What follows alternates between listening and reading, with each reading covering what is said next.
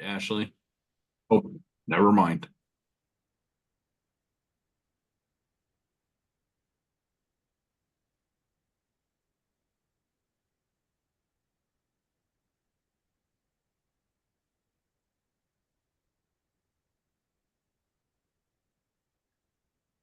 Welcome, everyone, and thank you for joining today's Illinois Soybean Growers webinar, Facing the Future, Tornado Alley Shifts and Their Impact on Illinois Farming, featuring Emmy-winning meteorologist David Yeomans. We're excited to have you here as we dive into changing weather patterns affecting agriculture across Illinois. During the presentation, attendees, please feel free to submit your questions at any time using the Zoom Q&A function at the bottom of your screen. We'll address as many questions as we can following the talk. After the discussion, a QR code will be available for CCAs interested in earning CEUs for this presentation. With that, David, I'll hand it over to you. Let's dive in. Thank you, Dr. Lacey, and thank you all so much for a moment of your valuable time today.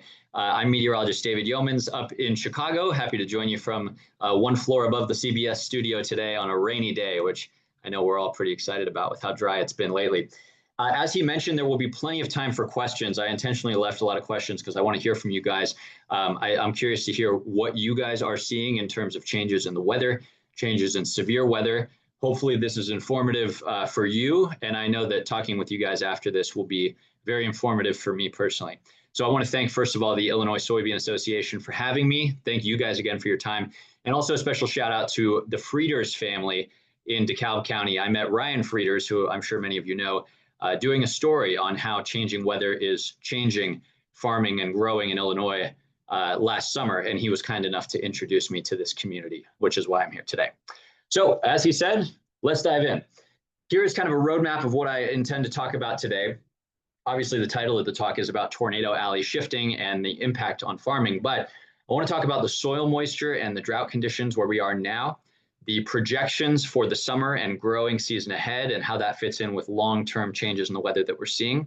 Severe weather in Illinois, which I know you are all too familiar with, changes in that severe weather over the decades, the factors that could influence this severe weather season, which typically ramps up in May, June, July. And also I want to empower you guys at the end of the day today, the best resources that you guys can use for free to stay on top of kind of our changing and unpredictable weather these days.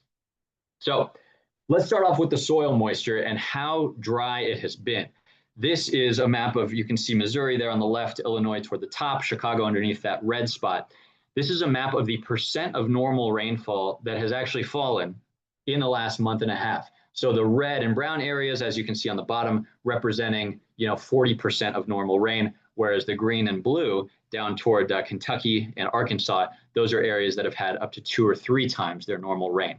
So zooming in a little bit, over the past 45 days, and I will say this ended a few days ago, we'll talk about this week's rain in just a minute, it has just been super dry from Springfield and Peoria up to Rockford, and especially over the Chicago area.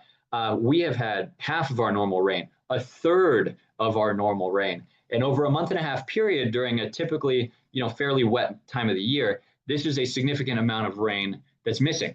If we change that percentage into actual inches on the ground, this is the anomaly of rain that has fallen over the past 45 days. So those red colors that you're seeing over much of our growing area of northern Illinois are showing that we are 3 to 5 inches short.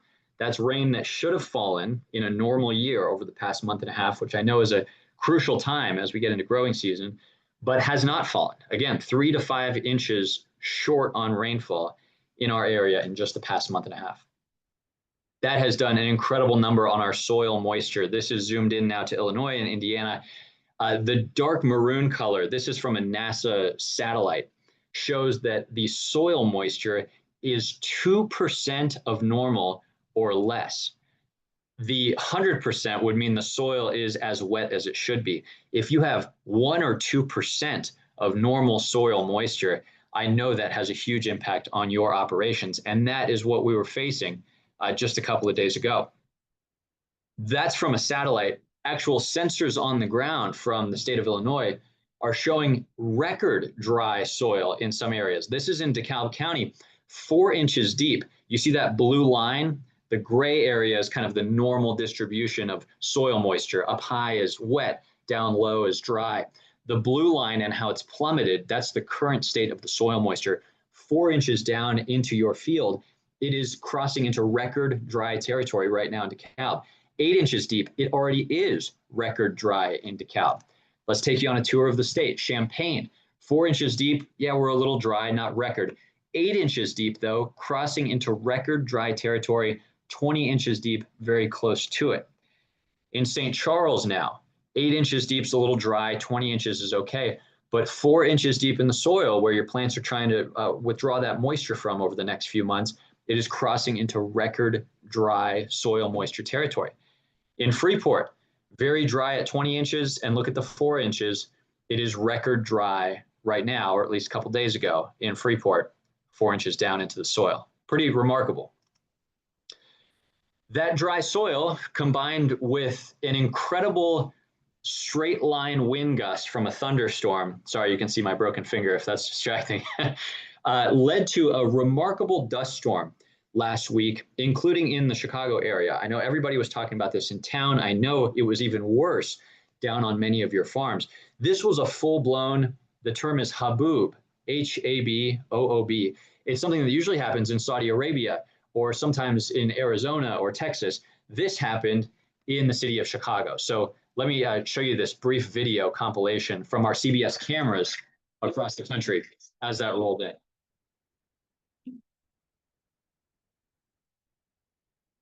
Pardon the ad. There we go. So you can see the visibility going from fine in Chicago to just like that, less than a quarter of a mile during Friday evening plans, Friday evening rush hour. Here's a different perspective coming up in just a moment. This is one of our tower cameras looking toward the south where that was coming from. And there it is. This camera is about 800 feet high. The dust layer itself was 1,000 to 2,000 feet high. This was kicked up, here comes another angle. This was kicked up by the outflow winds from a thunderstorm, blowing over that anomalously record dry soil. And when you have that cool air descending from a thunderstorm, hitting the ground and spreading out in all directions, if it picks up soil, which you know it sure did last Friday, that's how we get into trouble with a significant dust storm like that. That came all the way from central Illinois all the way to the Wisconsin border. Pretty remarkable. So let's talk about a little bit of the benefit that we've seen in the past couple of days. The data that we're looking at here in the Weather Center that I put together for you just an hour ago is this map. Unfortunately, it's only compiled through yesterday morning, so it is missing a little bit of the light rain that we've seen later yesterday and today. But you can see this is not a drought buster. This did not fix us. In Chicago, as of this report, we only had about 1/3 of an inch of rain. West toward Rockford, 1/3 to 1/2 of an inch this week. Out in far western portions of the state, though, close to the Mississippi, we had 3+ inches of rain, which is a significant help. But as you can remember, many of us, especially in the area where we've seen lighter rain on this map, we're in a 3 to 5 inch rain deficit. So unless we see 3 to 5 inches of rain, we're not going to have normal soil moisture, and we're not going to catch up on the rain that we've missed. Even more striking, again, this through yesterday morning, the percent of normal rainfall just over the past week has not even been normal. It's been drier than normal in much of northern Illinois. Chicago out to Rockford, those brown and red colors, again, are showing less than half of our normal weekly rainfall for this portion of the month has actually fallen. And I know it's a little damp and dreary out there today, and you guys know this helps with shallow soil moisture, but rainfall like this, drizzle, light showers that will continue tonight for you and your farm, those are really not beneficial in terms of the 8-inch soil moisture and the 20-inch soil moisture, which is still suffering. So that covers where we are now. Let's do my job now and predict the future, or try to. Looking ahead, the summer outlook, which I know is a very important growing season for you guys, there are different factors that happen on multi-year scales and also on much shorter scales that we can look at. The top map is showing the sea surface temperature, SST, anomaly in the Pacific. Why do we care about that? Well, cooler than normal water in the Pacific or warmer than normal water out there drives El Nino and La Nina. And I know you guys have heard of those. Right now, we're in a phase between the two, affectionately called La Nada, the nothing. We are not in El Nino or La Nina, and we are expected to remain in this neutral phase for the summer and probably for the coming autumn as well. So this doesn't really help us with what the summer weather is going to be like, because La Nina might shift us one way, El Nino the other, but right now we're in a neutral phase. There's a less often discussed multi-year cycle, multi-month cycle, I should say, called the MJO, the Madden-Julian Oscillation. This has to do, again, with global weather and temperature patterns. Right now, that's also in a neutral phase, so I'm not getting much of an answer there either. The NOAA Climate Prediction Center, folks much smarter than I who do seasonal weather predictions. You know it's tough to predict the weather 5 or 6 days out. Seasonal weather predictions, this is all they do in that office. They have said that with these big global factors kind of la nada right now, not influencing us one way or another, it's just the local soil moisture that they're weighing most heavily when they produce the map that I'm about to show you. So as you know, if we have a lot of moisture in the soil, that hot summer sun hits it, and as you can see in the image there at the bottom left, the soil evaporates, putting water vapor into the air. The plants transpire water into the air, evapotranspiration, and that extra humidity might feel awful, but it does help to keep temperatures down and keep your plants a little bit more moist, right? But if we're in a dry period like we are right now, even after this week's rain, there's less moisture to evaporate from the plants, there's less moisture to evaporate from the soil, and that's why dry weather kind of begets dry weather in the summer. If the summer sun hits your plants and your soil and it's wet, that moisture goes into the atmosphere and it can directly contribute to clouds and rain over your head. But if we have very dry soil right now, that's what I'm saying, dry weather begets more dry weather. There's no moisture being contributed to the atmosphere from your dry farmland. So using that soil moisture as one of their most important factors going forward this summer, this is unfortunately their projection. Hotter than normal weather in Illinois across our growing regions and really across the whole country. This is for meteorological summer from the experts at the Climate Prediction Center, June, July, August. Rainfall, they're a little more hopeful for normal summer rainfall.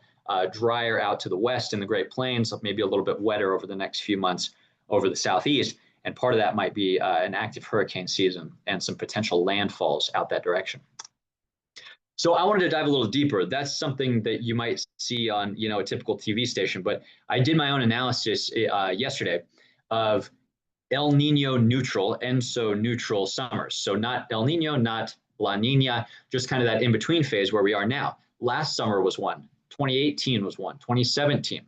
And I know Chicago weather is not as relevant to many of you because of some influence from the urban areas. So I looked at Rockford, and a typical summer in Rockford brings an average temperature, this is day and night, every hour for 3 months, of 71.7 degrees. And June, July, August bring a combined total of over 13 inches of rain. That's a typical summer. For this analysis, when we're in a summer like this one, in terms of a lack of El Nino, the news is not great. Those years listed average out to temperatures almost a degree warmer than normal in Rockford.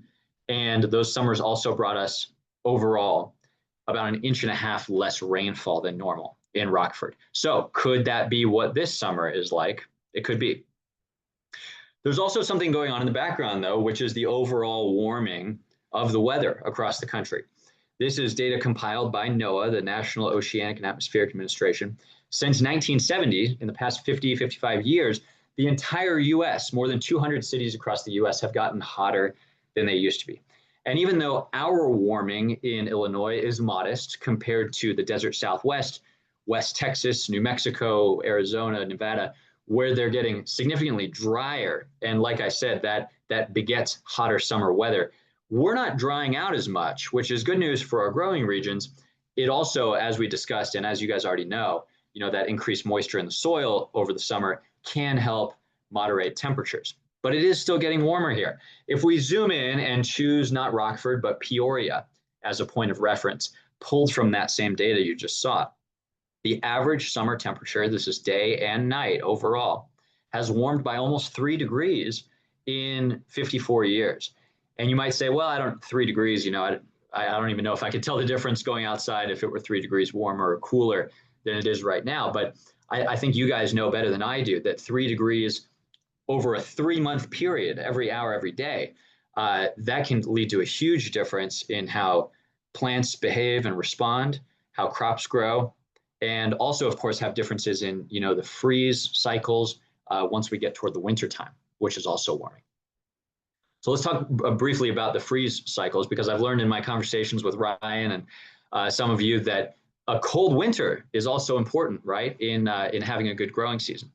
So rewinding the clock to the previous generation, 1920 to 1950, between that 30-year period, the overall average in Rockford was that you get your first freeze on October 5th, and you get your last freeze on May 5th.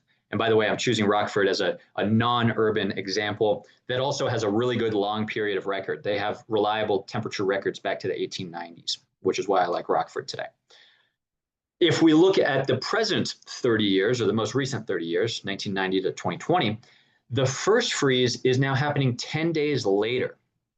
And the last freeze is happening about 10 days sooner. So the growing season has been extended, and the cold winter months are getting a little compacted as the US warms up. In Chicago, because I know this is interesting, and we have records back more than 150 years in Chicago. So even though it is an urban area, it's interesting to look at these today as well. The summer is warming up a little bit less than down in Peoria and in Rockford. The summers have warmed up 1.7 degrees, though, just since 35 years ago. The winters in Chicago have warmed up at a rate twice as fast as that, which sounds kind of nice for the cold winters around here, right? But I know this can have a big impact on your growing operations. They're up 3.5 degrees just since 1990. This is affecting the number of freezes that we see each year in Chicago. The average number of freezes for the prior 30 years used to be 132 nights a year. Now it's decreased to 119 freezes per year. There's less extreme cold in Chicago now than there used to be. The coldest night of the winter between 1960 and 1990 averaged out to, we'd hit -14 once a year, and that was the coldest night. The coldest night of the winter now is only -8 instead of -14. The average number of nights that Chicago O'Hare dips below zero used to be 13 times per winter. Now we're only dipping below zero half as much. We're only dipping below zero an average of 7 nights between 1990 and 2020, and some recent years have been even fewer nights than that. Warming climate is also having a big impact on precipitation, which I know is really important for you. There's a saying, when it rains, it pours, and that's only becoming more true, especially in our area. We in the upper Midwest and Great Lakes are seeing similar overall rain totals per year. It hasn't gotten a lot drier or a lot wetter overall. 36 inches or so of rain is probably what you're seeing on an average year long term.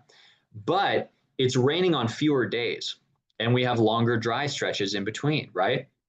What that upper left map is showing you, that the heaviest rainfall day of the year, let's say, is now bringing a rain total 45% higher than it used to be. So when it really rains that one day a year, the most rain that you'll see in one day, it's really pouring now, even more so. And on the upper right map, you're seeing a projected change in precipitation on the heaviest rainfall days. Basically, this is only expected to get worse as we continue to warm up. You can see those green colors showing maybe another 20 to 30% increase in that heaviest one-day rain total, which, if it's too much all at once, that can wash things off in the topsoil and crops, right? There's something called the Fifth National Climate Assessment, which is a compilation of the US's best climate scientists and meteorologists to determine how the weather is changing. And they do really specific deep dives into industry, children, pregnancy, agriculture. And what they found, I'm curious during the Q&A session in just a moment, how many of you guys are seeing this? They say that agriculture, especially in our area, the Midwest, will see or is seeing excessive spring rain delaying planting. Have your fields been too wet, too late to plant on time? They're also seeing more of that rains when it rains, it pours. Rapid transitions between flood and then flash drought, where it doesn't rain for maybe 3 weeks and it's 90 or 100 degrees and the soil dries out quickly. Are you also seeing warmer temperatures stressing crops? The heat signal is not drastic in our area. We're not seeing a sharp increase in 100-degree days in Chicago or in Rockford. We're not even seeing a sharp increase in 90-degree days. But what we are seeing, as I showed you in that previous graph, is a 2 or 3 degree warming of the overall summer day and night temperature. Now let's talk about the fun stuff, the cooler pictures to look at. Severe weather in Illinois. The main things that are problematic, I know hail can be a big issue as well, but derechos and tornadoes. Derechos are shown by those first two images on the left and center.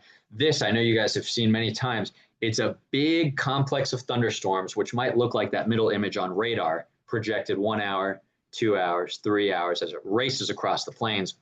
And this is not bringing tornadoes in this particular instance. This is bringing straight line damaging winds. The difference, of course, between a tornado and straight line winds is that a tornado brings rotating air, and it's basically a very strong, very small area of low pressure inside of a storm. Whereas this is driven by kind of like what we saw with the dust storm, although that wasn't really a derecho because it didn't cause a lot of damaging winds across a wide swath. It's basically just cool air up high, rain-cooled air in the storm that descends because cool air is heavy, warm air rises. When that heavy air descends, it hits the ground, it has nowhere to go but out, so it causes this massive wind blast. And it is officially considered a derecho if it has straight line wind reports of severe criteria, 58 miles per hour or greater, and causes wind damage for a swath of at least 240 miles relatively consecutively. So this has to be a really significant, long-lasting complex of thunderstorm winds to be considered a derecho. But we have a lot of them, don't we? We're going to talk about those in just a minute. Tornado Alley, though. It seems like we're getting more tornadoes these days, doesn't it? Tornado Alley, you know, when I was little, Twister was filmed in Oklahoma, right? Not in Illinois or Kentucky. Tornado Alley was always Texas, Oklahoma, Kansas. That's where they have tornado shelters in the ground. That's where they have the sirens, and that's where everybody knows what to do during a tornado. But there is data. A lot of studies are supporting this now, in addition to just our anecdotal evidence and our own experiences, that Tornado Alley is shifting eastward. This is an analysis not of tornado occurrences. I'll show you that in a minute. But this is just kind of the atmospheric variables that cause tornadoes. They're becoming less common in Texas. Those are regional tornado days per year going down in Texas and Oklahoma. And those favorable days for tornadoes in terms of what's going on in the atmosphere are going up sharply in the deep south and even in the upper Midwest. Look at them increasing in Illinois and in the Chicago area. This is not just where the conditions are conducive, but this is actually occurrences of tornadoes. This I stole from AccuWeather, but there are many similar analyses that show the old image where Tornado Alley used to be, right? That's showing tornadoes most common in the 50s, 60s, 70s, 80s. But now where the most tornadoes are happening in that red color, it has shifted into what some are calling Dixie Alley instead of Tornado Alley. We're also not only seeing a geographic shift in tornado occurrences, but we're seeing fewer days with tornadoes, but more tornadoes on the days that we have them. Basically, when there is a tornado outbreak, there are more of them in that tornado outbreak day. We're also seeing a huge change. This is the most pronounced thing in tornadoes on the calendar. Tornadoes used to predictably and reliably be March, April, May, and there was a big curve that went up and then it went back down later in the summer. Now we're having deadly tornado outbreaks in December. We had tornadoes here a couple of years ago, a tornado outbreak in Illinois in February. What? It's supposed to be below freezing, not tornado weather with warm, moist air. So these Tornado Alley shifts are having a huge impact on our weather here because they're shifting into areas where you all are trying to grow crops. They're shifting into areas also where people aren't as used to tornadoes, may not have storm shelters, may not know necessarily where to be if they're in their car or if they're stuck outside of their house sometime during a tornado. This is the most interesting part for our area, I think. Tornadoes in Illinois, it was a record year last year for tornadoes. The old record was from 2006. We beat that number by nearly 20 tornadoes during last year across the state, 142 of them.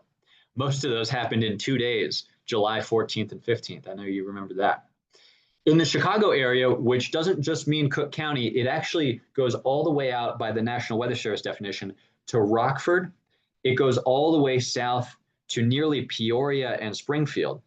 Last year, we had a record 63 tornadoes. And guess what the record that beat was? It was the previous year.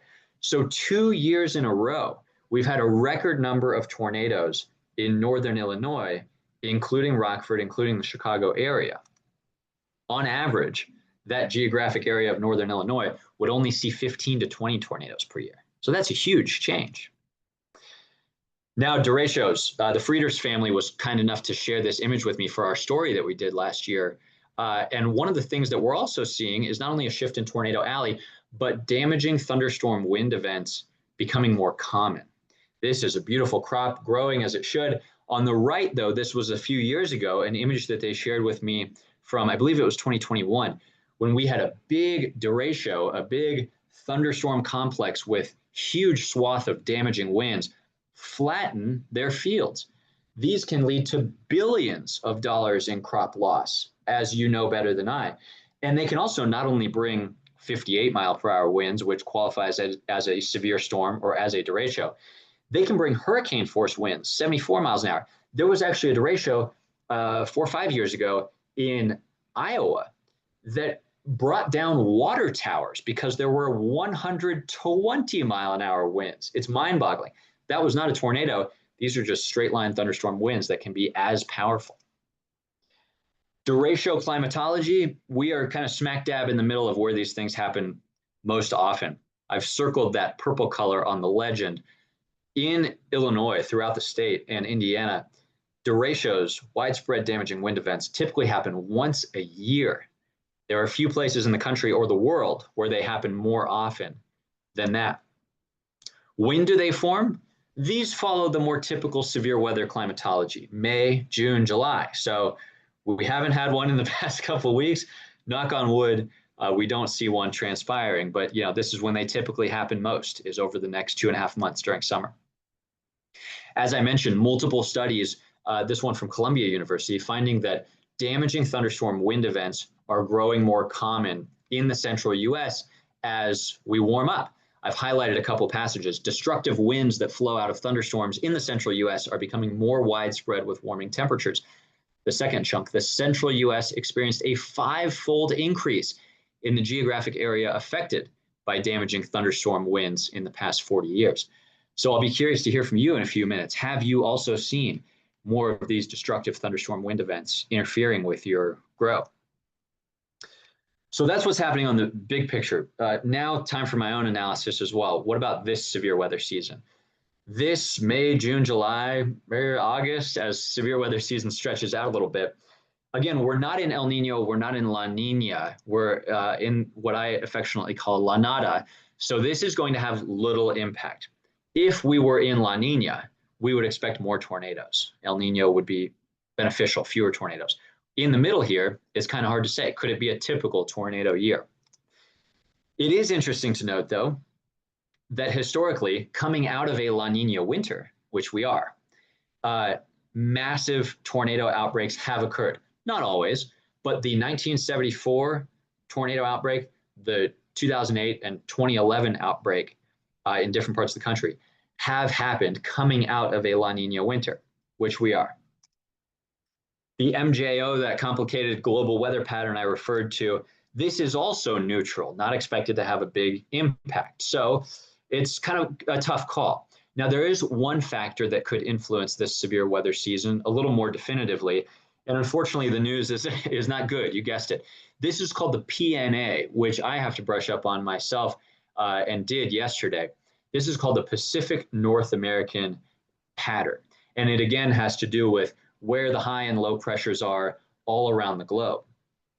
Right now, you can see the normal fluctuation up and down over the decades there at the bottom. Right now, we have just dipped from a positive PNA into a negative PNA. And as I mentioned, you guessed it, this is not great news. It doesn't always mean it, but a negative PNA phase, which we will be in this severe weather season, can mean more tornadoes. So again, some of the factors are neutral, Overall, we're seeing tornadoes increase in the area with warmer temperatures, and maybe this PNA could mean that we do see a bit of a worse severe weather season than we'd like. Okay, we're already wrapping up here. I'm leaving plenty of time for questions. I want to get you guys some of the best resources that, again, are free and available on your computer, on your phone. Storm Prediction Center. These are the folks in Norman, Oklahoma, who work for the National Weather Service and NOAA, who issue severe weather outlooks. So you may already see these from watching the news, but you can have them on your home computer as well. Go to that website, spc.noaa.gov, and you'll see something like this. If you click on convective outlooks, which is what we're looking at here, these are the areas that are most likely to see severe weather. Day 1 is today, day 2 is tomorrow, day 3. They actually go 8 days out. So this is a super useful tool for planning. If you think, well, maybe I should get the farm ready for possible wind damage, possible tornadoes, this can show you up to a week out. Maybe that'll change which day you'll be at home versus be on vacation or be off at the farm. Again, that's the Storm Prediction Center, spc.noaa.gov. Another one, this is actually a new feature last summer from National Weather Service, and it has to do with heat stress. It's called the heat risk, and the website there is a little more complicated, so I'll give you plenty of time to write it down. It's WPC, the Weather Prediction Center, .ncep.noaa.gov/heat, /heat risk rather.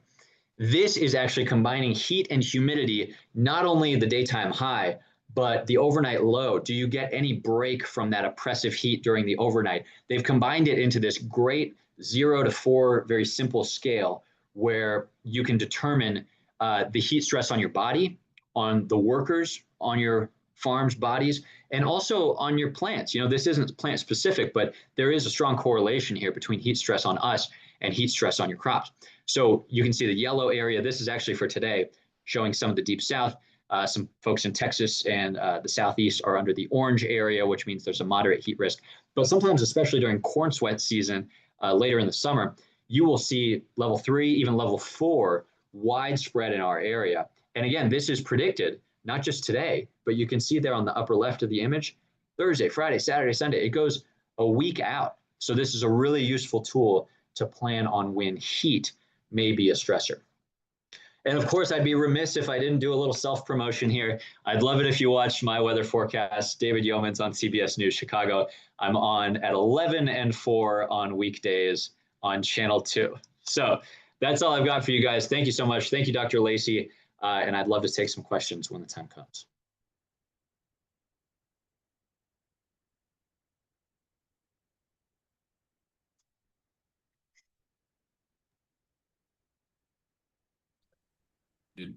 Thank you, David, so much. That was, I think that was a great presentation.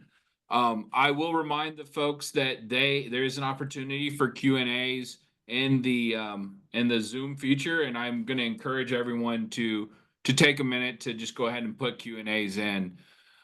That said, I also want to highlight that joining David for the Q&A session is Kelsey Litchfield, Agronomy Outreach Manager for Field Advisor and Illinois Soybean Association. And together, they're both going to answer some questions. And so with that, as people put in questions, I think we can kind of kick it off. This is a question that I like to ask people, and David, I think you and I have talked about this in the past. As an agronomist based in Central Illinois for several years, I often hear myself say that storms tend to break up when they hit Peoria. So Central Illinois, right? We have Peoria. I see you already laughing at me, David. No. As though and I always kind of like to link this to city pavement. I'm afraid people on this call may have heard me use this excuse, or something about weather that causes the rainfall systems to split and go north and south. I just would love for you to give me some meteorological, science-based proof that what I'm saying is absolutely true. But no, seriously, what are your thoughts there? I don't know if you're going to like my answer. No, I chuckle because I was a meteorologist for a long time in Austin, Texas, where I just moved from just over a year ago. And, wherever I go, I went to college in Miami. Wherever I go, everybody thinks that the storms always split around their house. And I get it. I've been watching the radar since I was 7. And it always seems like, oh man, that one barely missed me, or they always get it and I never do. This is the most common question that I am asked as a meteorologist, no matter what state I'm in. So it's a very common thing. Now, people, again, smarter than I have studied this. They've studied if urban areas with concrete and a little more heat impact storm complexes that are sweeping in. Do they break up? What about the shape of an urban area? Does a round city make a difference versus a more rectangular city if you're looking down from a satellite? The best answer is that it really doesn't. From all of these studies that I've seen, I think the most logical, it's not satisfying, and I'll admit that, but the best answer that I have for that when people ask me is if you're looking at a map of 15 counties and you're just one little dot on it, it's always more likely to be storming somewhere else than it is over your dot, because there's just so much more area that you're looking at that's not you, right? It's a very common question. But Peoria specifically, no, not aware of any geographical or urban features that would affect that. There are some smaller scale features in the weather that are affected a little bit by what's going on there. For example, fog is a little more likely near a body of water. Temperatures can be cooler or warmer depending on the water temperature if you're right next to that, like Lake Michigan, for instance. But as far as big complexes of storms, severe weather, the atmosphere is just too big to care, generally speaking. Okay. Well, we can just agree to disagree on this topic. But no, I appreciate that. And the whole looking at the map and you focus on yourself, but statistically, it's unlikely that anything's happening on your little dot. I really connect with that. So that makes a lot of sense. Another question I often hear from farmers is that they're seeing more frequent and intense thunderstorms and wind events. And I think you really kind of already talked about this a little bit during the presentation across much of Illinois compared to previous generations. Do you agree with that? Do you agree that we're seeing more intense? Another example that's not severe weather related is I hear from guys a lot, oh, this pond used to freeze over all the way. Now it doesn't. And those kind of things. Do you kind of agree with that? Yeah, I mean, for the pond example, I showed you the overall warming temperatures in the summer and especially in the winter. Winter warming in our area is happening twice as fast as the summer warming. So, I was my first winter in this area, I was hoping to go to southern Wisconsin and do their ice igloo, ice cave exploration. They closed it this year. They never opened because they couldn't maintain the ice. And I believe that was the first year that's ever happened. So, yeah, temperature changes have been vast and they're starting to make a difference in people's activities and also, things that they notice on their own land, like you mentioned. As far as the thunderstorm wind damage, yeah, I mentioned one study out of many that are showing more severe thunderstorm wind events happening in the central US and in our growing regions of Illinois. The most simple explanation for that is that if temperatures are warmer overall and the Gulf of Mexico is warmer overall, if you get a south wind blowing from the Gulf all the way up to Illinois, which brings that warm, moist air frequently in the summer, you just have more thunderstorm fuel more often.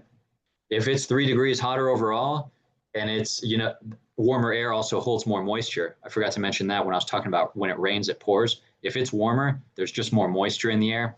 Yeah, that can just make the ingredients necessary for thunderstorms there more often. I love that. Oh, I love that. I think that was a great, I think it just captivates how complicated this whole conversation is. Kelsey, I just want to shift to you just for a second here. I know, so those who don't know, Field Advisor is our agronomy facing, a lot of our agronomy facing teams work. Kelsey hosts our blog and also does the Field Advisor podcast. So she spends a lot of time talking to farmers. Kelsey, from your conversations with farmers this season, what are you hearing? Any reoccurring questions or concerns about how changing weather patterns are affecting plant or maybe have affected planting or crop management? Is there anything you'd like to ask David before we I switch over? I think I'll share more of an observation, and I'm sure many farmers on here of how, and the word keeps coming up is variable. This year, Southern Illinois is wet. A lot of farmers haven't even started planting. West Central, where I'm located, we had one of the best springs we've ever had. North there, but it's dry, as you alluded to. We've gotten some rain. Central, so it's just all over the boat. So I was glad to see, not glad, but I was interesting to see the information of excessive rain in some areas, because from when I'm started at Illinois Soybean Association, it seems like we kind of go from one extreme to the other. It's never in the middle. It feels like it's either we're dealing with dry conditions or we're dealing with too much rain. So it's been interesting to see the data you've kind of shared today in relevance to that. We have our Illinois Soy Envoys. I texted them this morning. They said we got some rain, and you alluded to that, but for soybean production, there's still a lot of growing season to go. We can't predict the weather.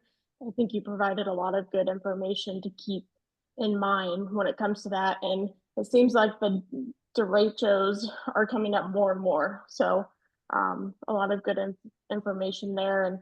And one question real quick, I know you have a long list of questions to get to. I'm curious, David, if you have a good weather app. I know I'm always constantly checking my phone. I'm like, what's the best weather app to use? I know some people are partial, but I'm just curious if you have one recommendation for all of us that you share. If you got $10, just a one-time fee, no subscription, it's called Radar Scope. And this is just radar. It's not a forecast. It's just, where the rain is. But it is, any meteorologist that you'll find has this on their phone. Every single meteorologist I've met. It's really great mapping. It's great detail on the radar. And if you do want to pay $1 a month or a little more, you can get some features like lightning, live lightning detection, things like that. But that's my number one recommendation. It's not a forecast. I know the iPhone weather app is popular for the forecast. That doesn't have any human input. That's just supercomputers spitting out data, and it changes all the time. So it can be a little unreliable. I always prefer something with a little bit of human input, whether it be us on CBS2 or the National Weather Service website and weather.gov. I like a little human input because, computers can sway this way and that way at will. So I love that. I love that answer and feedback. And I'm just going to go live to a question because it calls me out specifically. Corey, it's not Peoria, the city, it's the river. Storms get to the west of the river and diminish east of the Illinois River. So I won't call this farmer out by name, but I told you people have heard me say this and they're calling me out. So okay, is he right? Does the river make the storms break up? And Corey, I will just say for us on the western side, we always talk about the Mississippi River affecting us over there. So maybe it's a river thing. I don't know. Go ahead, David. Look, I'm not going to argue with someone who's been watching the radar in that one point for years or decades. They know better than I. But again, meteorologically, especially with a river, a source of moisture, which storms typically like, there's no reason that the storms would evaporate or decay from one side to another. You guys heard about the deadly St. Louis tornado last week, which was right through the center of the city. I was watching the coverage, and a meteorologist who's been there forever said, people always say that a tornado couldn't go across the river or a tornado couldn't come right through the center of town. Again, the atmosphere doesn't really care about buildings or even topography. Tornadoes can happen in the mountains. Storms can form and decay over all sorts of topography. So I know it might seem that way sometimes. It's frustrating, but I don't have a good meteorological explanation for it. We're just going to keep grilling you on this until you tell us we're right. Let's talk about Peoria, though. So one question, and we'll go ahead and go to this, and I don't know if you can speak to this, but one question we got was, have you noticed any impact on reporting abilities due to some of the staff cuts at NOAA? And so I'm sure we've all heard about federal cuts, and NOAA is a federal agency. Do you have any thoughts on that, David? That's a great question, and I hate to shamelessly self-promote, but I just did a big story on this last week. If you Google CBS Yeomans, my last name there on the screen, NWS staff shortage or weather staffing or something, it'll come up first result. We spent weeks digging into how short certain offices are, how short is our Romeoville office in the Chicago area, how short is the Hurricane Center, the Storm Prediction Center, who issue those severe weather outlooks, which offices are so short that they're no longer sending up weather balloons. And it was really hard to get answers because, there's a big fear of retribution for all of these unfortunate National Weather Service workers. They don't want to speak out and for fear of losing their job. But what we were able to find out is that there are 66 places across the U.S., National Weather Service offices, where they send up weather balloons twice a day. There are twice as many National Weather Service offices, but they don't all send up balloons. 66 weather balloon offices where they do it at 7 a.m., 7 p.m. every day.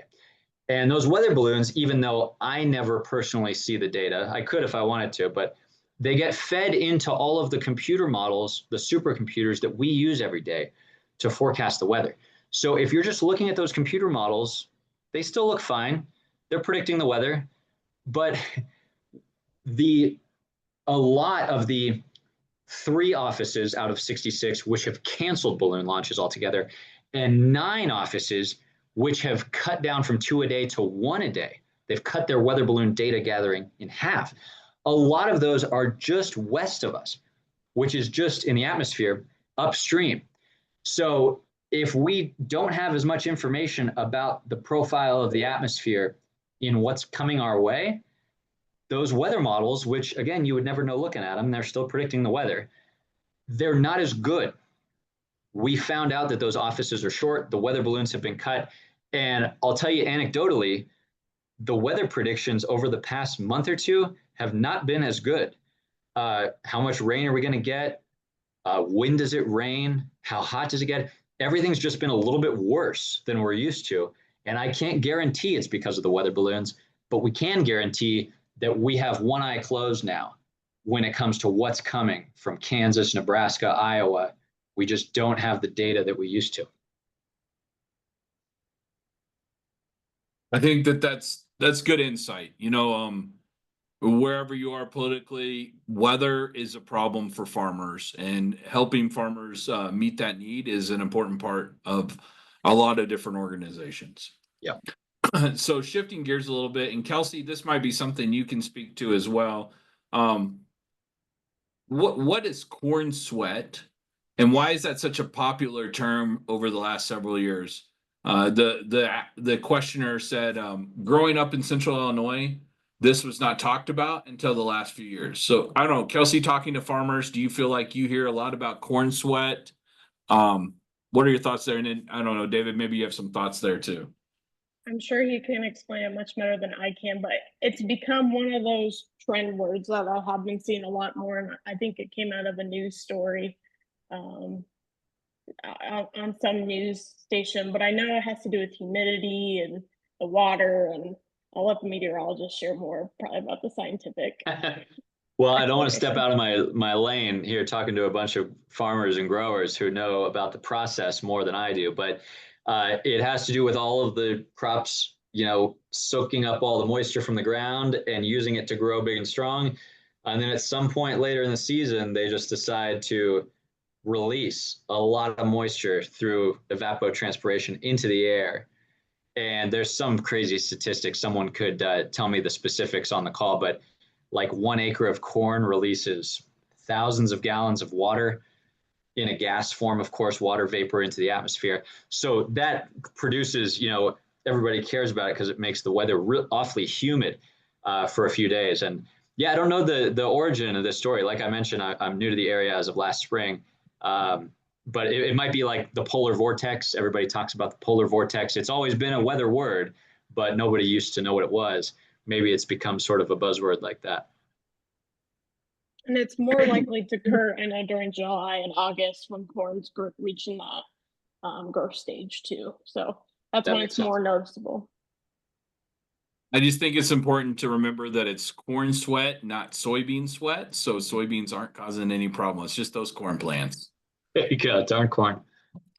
So next question. And I think that this kind of gets to you spoke to the dust event, but maybe you can speak a little bit more to the mechanics of the dust storm. And then Kelsey, maybe you could follow in with what farmers are already doing, because this question kind of gets there. Can you talk a bit about high winds, not tornadoes, and prediction for windstorms and the benefit of cover crops? And so maybe Kelsey can speak to the cover crop piece, and David, maybe you can kick it off with kind of the prediction of those high winds and maybe a little bit more about the mechanics of that dust storm event. Yeah, the prediction is tough because we can tell you if there's a severe thunderstorm risk that day. We could tell you 4 days ahead if there's a severe thunderstorm risk, but we don't know if there's going to be a dust event like that until it's happening, because you don't know exactly where the storms are going to form, and you don't know if you're going to get that big blast of thunderstorm winds or not. And if you don't know if it's going to happen with that storm or where it's going to happen if it does, you don't know if it's going to be blowing over a very dry soil area or an urban area or a lake or an ocean, where obviously it wouldn't have the dust to pick up. But I wish I had a good illustration of this for you. I'll have to act it out. Inside of a thunderstorm, if the conditions are right, you have the base of the cloud, let's say, and the top of the cloud up where airplanes are, 30, 40,000 feet. In the mid-levels of the atmosphere, inside of the cloud, there's a lot going on. There's a lot of turbulence if you were to fly an airplane through it. There's a bunch of tiny water droplets, hailstones floating around. Sometimes in the mid-level of that storm, there's very dry air actually in the air surrounding the storm. So actually, as the rain starts to fall in the cloud, and especially below the cloud toward the ground, it can encounter some of that dry air. And of course, when rain hits really dry air, it evaporates, right? Evaporation is a cooling process. So then you end up with this big reservoir of cool air falling from the cloud. So if you have that mid-level dry air producing a huge mass of cool air is dense and heavy, it falls. And when it hits the ground, it has nowhere to go but outward. So it spreads out, similar to the derecho we were talking about, but this on a more localized scale. So what we had that day, Friday, was dry air in the mid-levels, rain evaporating through it, creating cold air, which created this big gust of wind. And it just happened to blow over very dry land where there's not a lot of development. The soil moisture is 2% or less of normal. And that's when the National Weather Service realized, oh, you know what? There's a blowing dust event, and we need to issue blowing dust advisories and then dust storm warnings farther and farther northward. This, you guys probably heard on the call, but this was Chicago's first ever dust storm warning. This doesn't usually happen in this part of the world. And even on the farmland surrounding the city, the visibility was down to less than a half a mile. This was apparently the worst dust storm in this area since the Dust Bowl in the 1930s. So you just need that perfect combination of factors. And again, it's you can predict when they might be there, but you don't know exactly where or if it's going to happen. I will say, Friday I was driving on Interstate 74 from Champaign, and as I was going on the northwest side of Bloomington, I ran into the dust storm. And from a standpoint of being on the interstate during one, it is not. It's a scary situation, that's for sure. So that was my first experience with it. But to answer the question of benefits of cover crops, so a cover crop is typically grown in farmers' fields if they so choose to do during the fall through the winter, and then they terminate it in the spring. And what that does is it helps with soil health. So the cover crop, that root system holds the soil in place. So it binds those soil particles together. The best, I'm not a scientist, so this is the best I can explain in my terms. And then that reduces the chance of the soil being lifted by the wind. It's kept in the ground. So that's what's happening underground. But then also at the surface, that cover crop forms a canopy, and then that protects the surface as well. So it's shielding that soil from direct wind exposure. So it's not going to be lifting up. So there's lots of benefits of cover crops out in the field. Many farmers are doing cover crops or getting into it. And I will say the Illinois Soybean Association agronomy team has, on our team of soil scientists, we have agronomists, certified crop advisors that have experience with cover crops. So I know they can explain it a lot better than I can, but just to know enough that cover crops are beneficial to the soil, so that it keeps that soil in place. But if you're interested in learning more, I can definitely get you connected with the right people to learn. All right, so great. I appreciate those insights on how the dust storm works and maybe some of the specific things that farmers in Illinois are doing that help prevent them. So shifting gears here, how much of the reported temperature increase over the years is due to NOAA weather sensors being located in or near asphalt, airports, buildings, etc., versus rural Midwest with crops and trees? And then the questioner also adds, it seems our temperatures away from the city are usually 2 to 3 degrees cooler than predicted during the heat of summer. So any thoughts on that, David? Yeah, and this I could do a whole nother presentation on the evidence of our warming temperatures. The summary is, yes, cities are usually several degrees hotter than the surrounding rural land because of the urban heat island effect. Concrete, the lack of green space, it amplifies the sun's heat, and it especially keeps you warmer overnight because that concrete then is giving off the heat that it absorbed during the day. But even though the cities are always warmer than the surrounding areas, the trends are increasing at the same rate. Everybody's getting warmer, even though there is that temperature difference between the two places. Just an example from my presentation, I told you that Chicago has warmed by 1.7 degrees in the summer. Peoria, a much less urban area, has warmed by 2.7 degrees in 30 years. So you're right, cities are hotter, but everybody is warming at the same rate, urban versus rural. I like that. So cities are hotter, but everybody's warming up a little bit.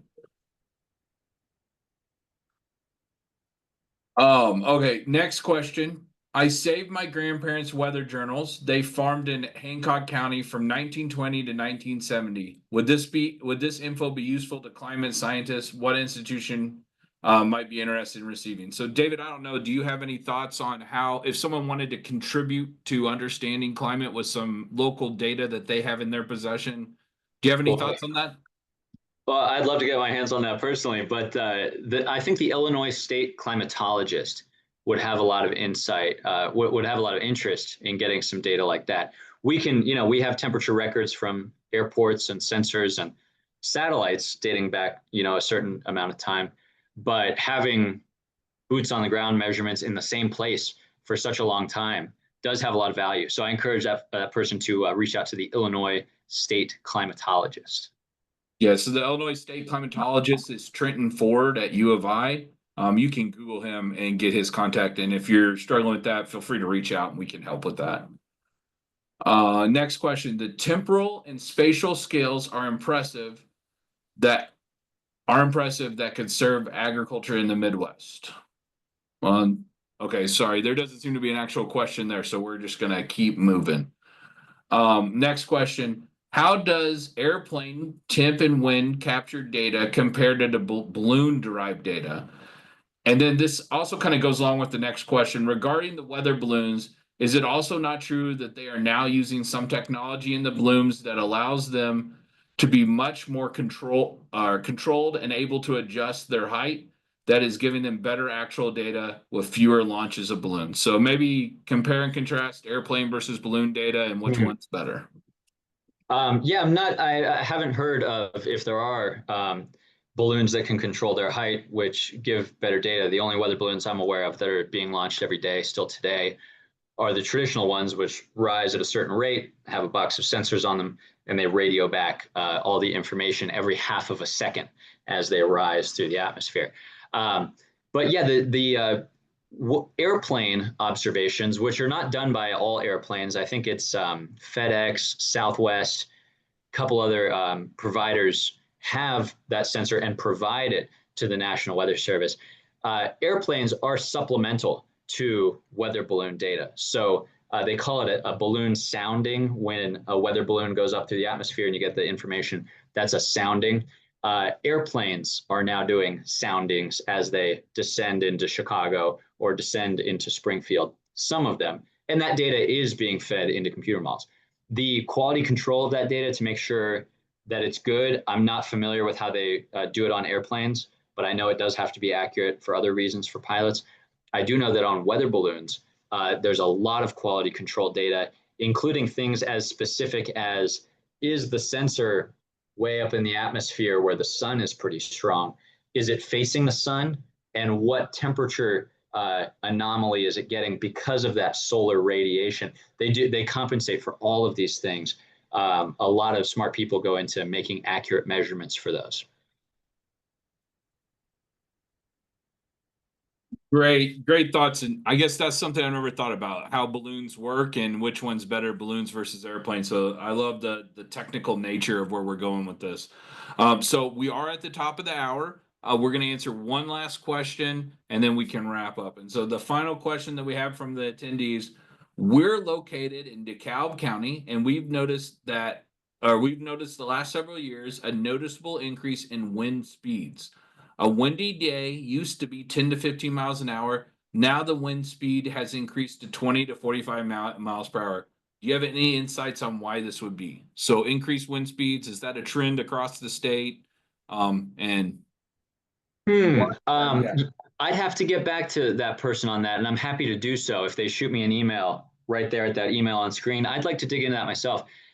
What I do know is that the upper Midwest, including a lot of Illinois, had our windiest spring ever in modern record.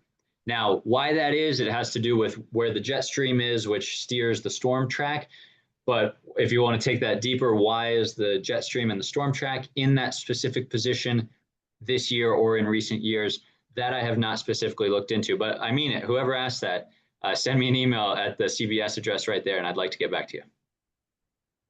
I love that. So before we wrap up, on the screen that I'm sharing now, you can see our upcoming fundraiser for Illinois soybean growers that will support sound farmer policy, including decreased taxes for your farm operations and protects pesticide crop tools and many other actions that Illinois Soybean Growers does. I would love to invite anyone who's here to reach out to Ashley Berry. Her contact's on the screen, and she can help you enroll and sign up if you want to come to that event. And again, it's going to be another weather-focused topic area, so it should be really exciting and interesting to listen to. Additionally, and this says questions, but we've already gone through the questions. If you are CCA and you're looking for your CEU credits for today's event, please feel free to use the QR code on the screen now. With that, we will wrap up. Thank you, David and Kelsey, for sharing your time and expertise with us today. And a big thanks to all of you for participating. Before you go, don't forget to scan the QR code on your screen to claim your CEUs. We appreciate your commitment to staying informed and prepared for the challenges ahead. Have a safe and productive season.